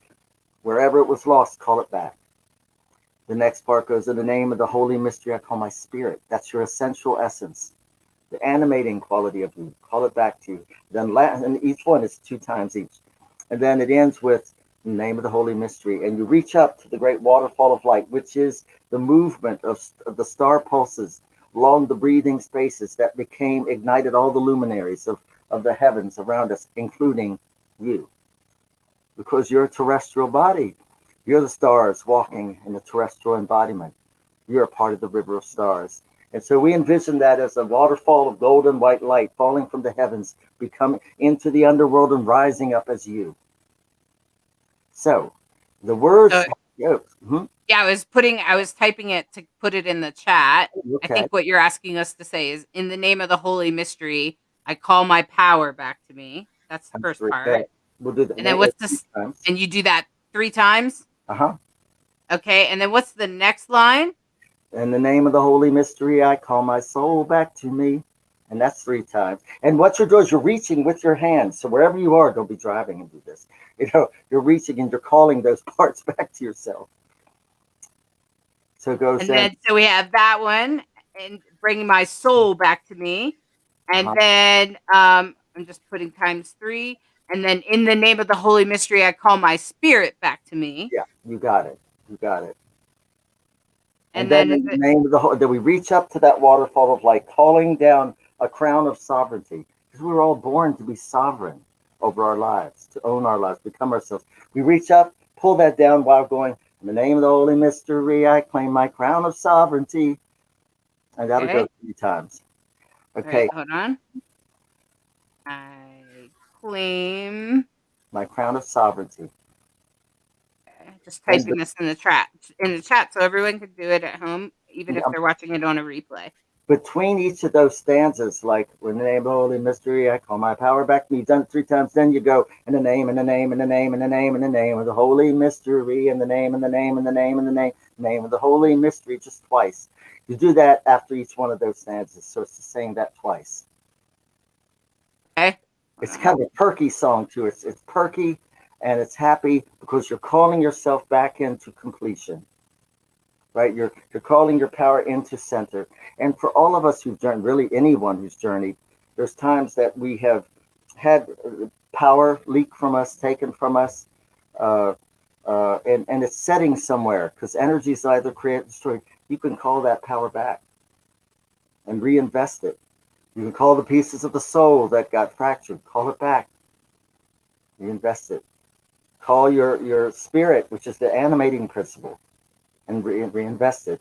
And the crown is, and if anyone I know deserves to claim their crown of sovereignty, it's queer folks. We've had a journey, Some of you who are trans folks, I just love y'all so much because talk about courage, that's commitment. That's commitment to shapeshift in that way. Wowzer, mega wowzer. So y'all ready? Yeah, I think we got it. We've posted it to every single place that we're broadcasting to. So I'm not always the best singer in the world. I was gonna say I am tone deaf, so I will speak it. I don't know that I'll sing it, but as long as it's coming out of my mouth, because if I start singing, dogs will be barking. A priest of Hecate. You can always do the drag thing. Yeah, exactly. I can lip sync it. There you go. There you go. Well, and as you're doing it, just reach, and even if you're saying it or whispering it, okay? So on the count of 3, let's get started, okay? And remember, you're reaching out and you're calling those parts back to you. My voice is going through. It's been a busy day today, so it may not sound so wonderful, but it's humble and loving. All right. 1, 2, 3, and in the name of the holy mystery, I call my power back to me. In the name of the holy mystery, I call my power back to me. In the name of the holy mystery, I call my power back to me. In the name, in the name, in the name, in the name, in the name of the holy mystery. In the name, in the name, in the name, in the name, in the name of the holy mystery. In the name of the holy mystery, I call my soul back to me. In the name of the holy mystery, I call my soul back to me. In the name of the holy mystery, I call my soul back to me. In the name, in the name, in the name, in the name, in the name of the holy mystery. In the name, In in the the name name, of the in name, the the name, name, in the the name, name of the the name of Holy the holy Mystery. Now, mystery. Spirit, in the name of the Name Holy of the holy Mystery, I mystery, call I my call spirit my back spirit to back me. to me. In the name of In the the name Holy of the holy Mystery, I mystery, call I my call my spirit back spirit to back me. to me. In the name of In the the name of the Holy holy Mystery, I mystery, call I my call my spirit spirit back to back me. to me. In the name, in The the name, name, in in the the name, in name, the in the name, name, in the in the name, name in of the the name of Holy the holy Mystery. In the mystery. name, in the name, in the name, in the In the name, name, in in the the name name, in the of the name of the Holy holy Mystery. Now mystery. reach up to that waterfall of light. In the name of the Holy Mystery, I Mystery, claim I my call crown my of crown of sovereignty. sovereignty. In the name of In the the name of Holy the holy Mystery, I mystery, claim I my call my crown of crown of sovereignty. sovereignty. In the name of the In the name of Holy the holy Mystery, I mystery, claim I my call crown my of crown of sovereignty. sovereignty. Name and the name and the Name name and and the the name name and the and the name name. of the Name of Holy the holy Mystery. mystery. The name and the Name name and and the the name name and the and the name name and the and the name name of and the the name of Holy the holy Mystery. mystery. May all the powers of love encompass you through all the nights and all the days and in all good ways. Mm. Let this be written into the book of the law that none may render sin. As it is, as it was, as it ever shall be. There you go. So that song, if you take it Wow. on, yeah, it's prescriptive. It can heal you. It's Well, and I beautiful. was really suffering over 2020. I was having a really physical experience, and Orion gave me something. And I don't even remember the details of it right now, and I don't think that's important. But what was important was that he gave me something to focus on when I was up in the middle of the night with my heart racing, feeling like at any moment I could leave this world. Um, and in that feeling, like I would just focus on focus on what the gift that Orion had given me is just a little vocal um thing, just enough to get me out of my body for a minute while that moment passed. Um, and I had to wait for that moment to pass, and we're still trying to figure out why that happens. And so just, that gift in this action, this in the name of the holy mystery, this actually helps me with more like my mental health. Like this makes me feel like I can bring all those parts back to me, that those parts are important. Like we need all those parts of ourselves. We've disconnected from them in today's world somehow. We've gotten disconnected from the soul and the spirit and even our crown of sovereignty. We've forgotten who we authentically are. And I've found that words have real power. So, like, if you go around saying I suck, then you know what? You're probably going to suck. And so instead, if you walk around saying, I want to figure out who I am, then those things start to happen to you. You start figuring out who you are. And if you can do this little exercise that we just put in the chat, you will start bringing back to you who you are meant to be in the world. And it's not just you that's lost it, by the way. It's Oh, most of us. Most of us have lost. And for some reason, we're all disconnected. And if we want to heal the planet, if you love the planet, whatever the part of the planet that you feel called to, mine happens to be the food revolution, whatever yours is, let me just say this, that it will only be healed by humans reconnecting, by humans coming together. Humans are as natural as the trees. We are as natural as the air that we breathe. We are human and we must connect. We must learn how to be with each other and love one another even when we disagree. Yes. And I know that's hard. yeah. In time of Aquarius, that's next to impossible. There's But a oneness that's evolving where science, mysticism, magic, Mm. all of it will come together. For in truth, they are one. For in truth, there'll be one thing left, and that is truth. And not a truth based on opinion. Right. You know, It's funny because like I always hear that there was this thing when a group I used to hang with, and they would say science is now just catching up and explaining it all, because everything's always been there. It's just catching up, and now it's explaining it. Now we have words for it. Now we have ways of our mind to really take in the concepts now, which is just such a, you can't have one without the other. At this point they have to. astrophysiology, astrobiology, and astrophysiology, special not physiology. another word, astrobiology, and that's just something I can't remember. But these scientists are just as close as they look at consciousness and what it is. They're this close to going ahead and saying the whole universe is conscious. They've got everything to show it. It's not dependent on the nervous system, none of that. Right. The nervous system is just one way that it expresses among a million of them. You know, one day, I used to grow these carnivorous plants. I love them. It's a little shop of horrors in here, and I had these pitcher plants, and they're beautiful. If you've ever seen them, they're very sensual looking. They're shaped like a little pitcher, and they have a little hood with downward pointing hairs, little windows in there, and then water in, and they turn with little veins in them the color of meat. So I was growing this big pitcher plant, and it said the equivalent of, "Hey, you, come here. I'm going to tell you something." you know. So I leaned close, and it said, "So they say that I'm not conscious. They say that I don't think. Well, answer me this. Now, what these beings love, what they need, they're in nitrogen poor soil. So they get that all from the insects that they trap and eat. How did I know that insects like to drink water? I don't have eyes. How did I know to grow downward pointing hair so that their toes wouldn't be able to go back up again because they were sharp bristles? How did I know that? I don't have nerves to feel. How did I know to grow these the red color that's all through this, knowing that that's the color of carrion, of meat that the flies love? But I don't have any eyes. How did I know to evolve a blossom that smells like rotting meat, knowing that that would attract those flies? I don't have a nose. That was one of my greatest teachers that day. I'll never forget it. I was like, whoa. So what this plant, this incredible, glorious plant, was saying was, you can say that it's all through this process of evolution. But how? That's too many senses, don't you think? Now, my spirits tell me we have one sense. We have one sense with 5 portals.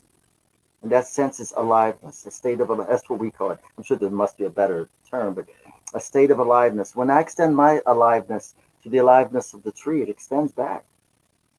And now we have a common language that we can speak on. The rest of the senses are portals with a low range, mid range, and a high range.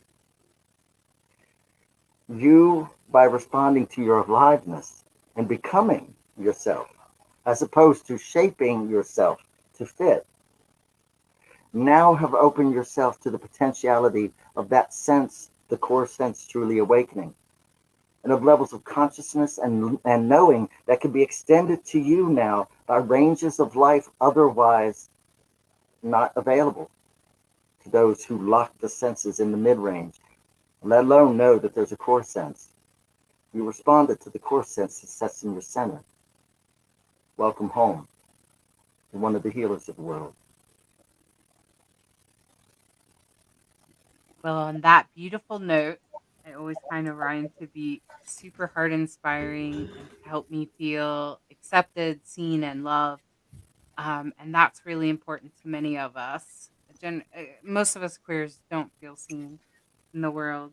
But as we become seen, I want to say that we appreciate the people that have come before us, because I assure you that they've all had to go through their own experience of what it was to be queer 20 years ago, 40 years ago, 100 years ago, and they've all cleared the path for us. So I want to thank you for that, Ryan, because you definitely made room in the magical world for people like me to walk right behind you and carry these messages forward, and as seekers step forward and put us together in the same rooms so we can hear one another. And so in that note, I want to bring my Love is Love deck. This tarot is Magical Tarot. It's a collaborative deck based on the Rider-Waite deck, but it is Love is Love. It is every single card is done by an LGBTQ artist. So as I show the card, you can note the artist at the bottom. You can pick up this deck online. I'm pulling 3 cards for whoever is watching this show right now, for all of us in the show right now, and everyone that is part of this show, whether you're watching it recorded or live, doesn't matter. I'm going to pull 3 cards here. And this first card, is all about what we have. And it represents the past. And it's the 4 of Pentacles, which is often about what we have. It's about, the computer on your desk or the phone in your hand or whatever's going on there, right? Or the job that you have so that you can create those things. Okay. And the divine is reminding you to be grateful for what you have. Because when you're grateful, it's a funny thing because the universe delivers more of that to you. And so that's a great way to make more money. So if you find yourself in a situation where you need to make money, try being grateful for what you have, and you may find that it manifests more. And I know that that's sometimes a struggle in the thoughts, and that's what this card is all about. The 7 of Wands, you see this beautiful person. I'm kind of looking at her like, are you one of my like drag queen friends or person that shows up at Pride? But you can see that she's struggling with her thoughts there. That this person is struggling with what it means to be who she is. And that's okay. If you're struggling with that, it's okay to be there because that struggle has something to teach you, whatever it is, even if it means that your family has denied you, if your family refuses to see you or love you for who you are, know that you are loved, that I love you, Orion loves you, Lacrosse loves you just the way you are, and that those people just need to learn a little bit about being ourselves, and you have that message to deliver to them. So I just want to remind you that if you're struggling with those thoughts right now, that's okay. Be who you are. Step into your most authentic self because this card right here is actually a great, beautiful expression of a gay couple, 2 men together, very comfortable on the couch. You can see that they have cups of milk there, right? And so they do have some blessings, but of course, some things have been spilled. But this is a reminder to be grateful for the comforts that you have, to celebrate the full glasses of milk, and to not ignore the spilled milk, but instead to just let it be part of the journey, to let it be part of your experience, and let it be part of who you are. And that's what this is all about. That your experience, your emotional experience in this time of Aquarius is meant to be exactly what it is. And so celebrate it, embrace it, take it forward, just like Black Lives Matter. Everyone pick up whatever's happened to you and figure out what we need to connect with each other and love each other and celebrate each other because we are all one. We are all connected and we're all headed for one place. And that is here and now and tomorrow. And that is what we right now, if we want to make a better planet, we have to connect with each other. So let's figure out what that looks like, especially in the queer community. We're LGBTQIA for a reason. That means celebrate our intersex people. That means celebrate all parts of us, all the people that are expressing outside the binary. So I just want to say thank you to Orion for coming on our show today and just your beautiful words. And I just wanted to let you know, Orion, that one of your favorite people, and one of my favorite people actually, has been watching you and was in the beginning. I didn't get to feature her comment, but she said, I love Orion's magical words. Right, Mark, I love you so much. I love her so much. Yes. My heart is So, fine.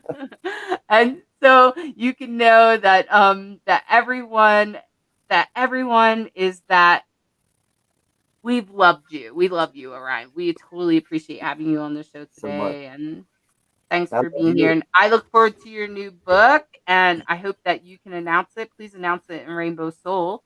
We have a group. Please announce it to us, and come back to this video because it's replayed over and over again. Come back and put a link right to the book, please. Absolutely, yes. I'm I will sure do there's a that. lot Thank of you. people.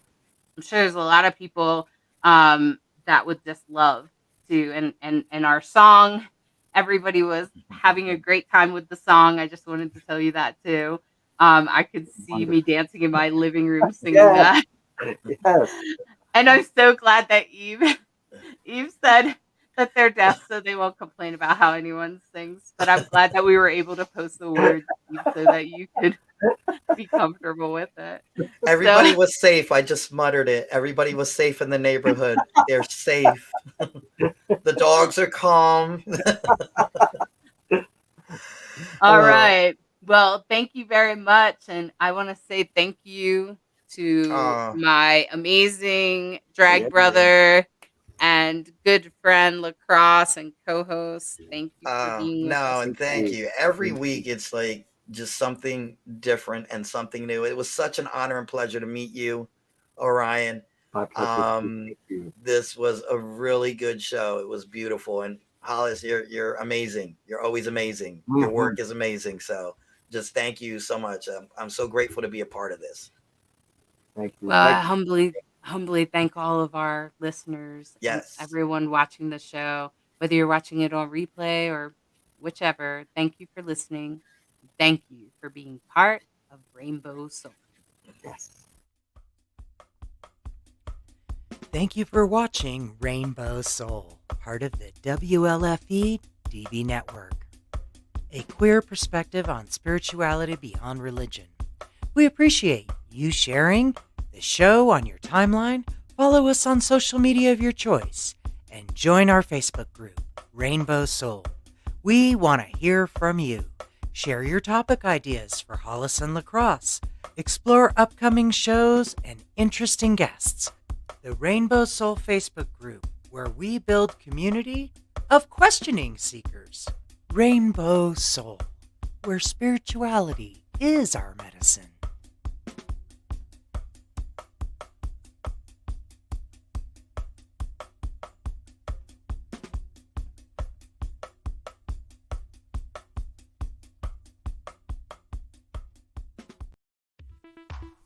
WLFE Digital Broadcast Network is on TV. You can watch all of our shows on WLFE-DB.com. Check out our channels: Paranormal View for all of your paranormal type shows, LGBTQ Friends for all of our LGBTQ shows, Variety Unlimited for all other shows.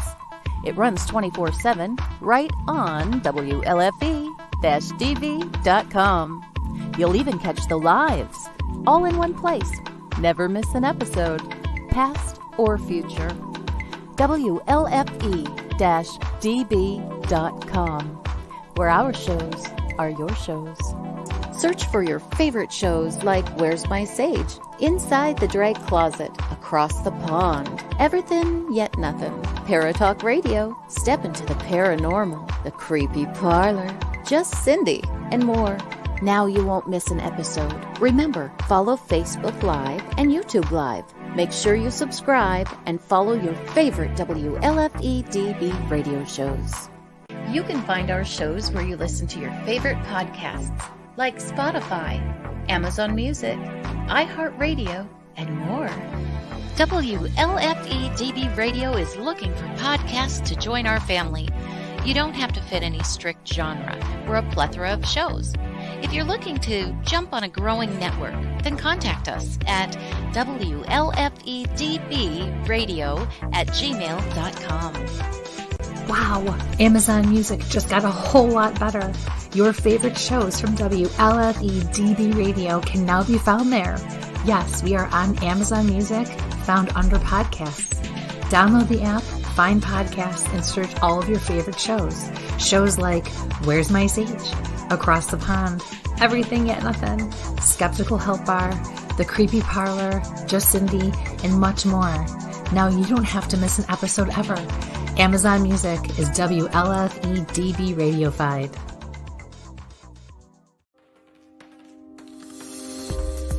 More from WLFE-DB Radio Network after this. Oh yeah, life just got sweeter now that WLFE-DB has merchandise. Show your support by purchasing your t-shirts for WLFE, Paratalk Radio, Inside the Drag Closet, and more. But it doesn't stop there. T-shirts, coffee mugs, tanks, buttons, cloth bags, and more. Go to WLFE-DB.com. On the top bar, click on the merchandise tab, and bam, there you go. You got merch. Support the shows. WLFE-DB.com.